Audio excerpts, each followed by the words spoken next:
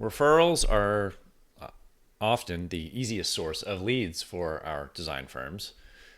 They are often the strongest client connections that we happen to make. But like the gas in your car, they're a finite resource. So, what is a firm owner to do? Let's talk about it.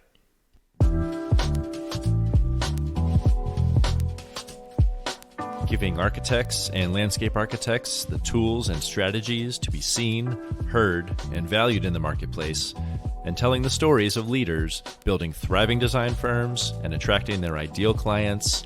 This is From Architecture to Profitecture. I'm your host, Jay Krakowski. Let's get started. Fellow and future Profitex, hello, how are you? Welcome to this week's show. We're talking about referrals. Everyone loves to get a referral, right? Often the strongest connections that we make going from one client to the next, when our previous clients can recommend us and showcase the work that we have produced, not only the deliverables that we have produced, but the finished spaces that we've created. It's almost a no-brainer in a lot of cases. So I can understand why most firm owners might think that it's the best way, it's the only way for some to market themselves, to gain new clients. But as I want to talk about today, they are a finite resource. There's only so many times that you can go back to your previous clients and ask for a referral, to say, hey, who do you know that might be in the market for ABC XYZ, depending on what services you provide. Rather, I want to bring up the notion that yes, they are easy leads, but you also need to be proactively educating your market. You need to be letting them know not only what you do, but how you do it, and start to pepper in the nitty gritty of the details of how someone might work with you. I was on a Facebook group this morning for architects that I'm involved in, and one architect in particular was lamenting about the level and the longevity, I guess, of education that seems to happen over and over. He called it Groundhog Day. That every time that he brings in a potential client, he needs to educate them on what the process is and what the fees are, and why the process is as extensive as it is, why the fees are what they are, in addition to the portfolio and the educational background, technical training, licensure, yada, yada, yada. That it was just this never-ending cycle of explaining and education. And you know what? That's part of the game, unfortunately. That's part of the game that we all need to expect, especially going out on our own as firm owners. So when a former client or a current client can recommend you and refer you, that's free marketing, isn't it? But that's not a sustainable business plan.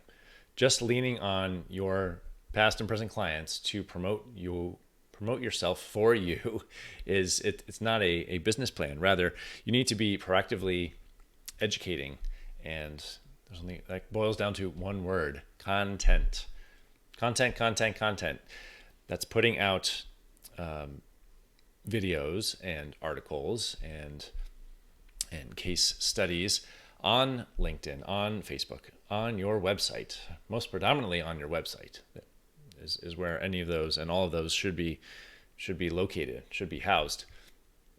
And let's talk a little bit about the difference between referrals and testimonials, because each of those can stem from your website. Well, one is more active, one's more passive, but in the case of a testimonial, you have control. You have a lot more control on what is said, on the story that is told, on the bits and pieces of how the project went, of the client relationship that you can put on your website or your social media. So it brings the idea of being not only proactive but active in the discussion, where someone's giving you a referral. Well, you're not quite sure what they're saying. They're probably telling the next person all the great things that you've done. Are they saying, what else are they saying? and I'm not here to be pessimistic about this. Referrals are great. They truly are. I've received several just in the past month, which I'm extremely grateful for. But it can't be the only part of your business. Rather, as you're coming to the close, or even at certain points in your project process, you need to start to ask for some sort of documentation in the form of a testimonial, whether that's a video, whether that's written, whether that's on a website like a Google review or a house.com review if you're in the residential space. You need to start to proactively seek out those testimonials so that you can cherry pick parts of their words, of their images, of their videos to incorporate into your marketing. And that also leads into what's the difference between referrals and a client story. Even stronger than a testimonial where the client is providing their words is go ahead and take the lead and tell the story. Tell the story as you want someone to understand how the project process went, yes, but also how you view that, how a potential client can start to get into your brain, which is hard. It's hard for most clients because they are not trained as designers. They are not schooled and mentored and educated and licensed as professional designers as we are, architects and landscape architects. So telling the story through our eyes is an even better indication of how that working relationship is going to go. And it's a really important part of your website presence and certainly of your social media. But it goes kind of above and beyond the testimonial, just taking the client's words for it, because they're often short and sweet, but they're often a little too short. They're often a little too short and sweet. So incorporating the idea of a client story as opposed to just getting the referral and wondering what story is told out there, it's a very proactive measure that you can start to take. And again, this all boils back to, or this all stems down into content. You need to take control of the media that is out there in the world. Now, I'm not saying you need to be out on social media platforms every day, that you need to be writing a blog every week, that you need to be producing a video, monthly necessarily. But when you do, you have complete control of the story that's told, of the content that's out there, and it's not simply a referral. Yes, we had a great experience. Call Jake. That might be all someone's saying. And how is that a great lead? And how does that really give you the edge? Especially if they're recommending 2 or 3 people. Say, well, my neighbor used so and so, and I used Jake, and there's also this other guy down the street. Take control of the story that's being told about you. And it's not enough to just have the portfolio. And I know I beat this one to death on this podcast. It's not enough to just have the portfolio up there and then your education and your license and a bit about you, where you grew up and where you came from and what attracted you to architecture or landscape architecture. There needs to be a stronger story told. And you need to be in control of that. You can't rely solely on referrals, both because the strength of those referrals is completely out of your control, and second, because clients are only going to recommend you so much. There's only so many touch points that they have with other people that are looking for a design professional. It can't be the be-all, end-all of your firm's marketing plan. So, once again, they're a finite resource. They're an amazing resource. You should tap into them, but they are finite.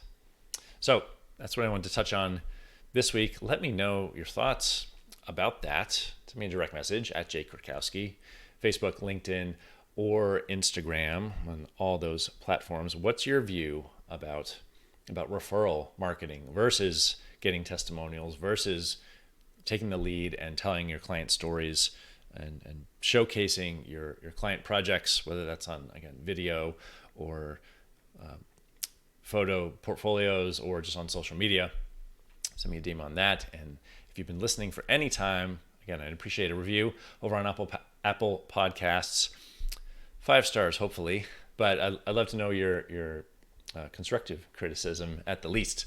So Be well and make it a great week, everyone, because our success is inevitable. Take care. Thank you so much for tuning in. Don't forget to hit subscribe so you stay up to date with future episodes. Connect with me on Facebook, Instagram, or LinkedIn at Jake Krakowski. And for show notes and much more, visit profitecturebydesign.com/podcast.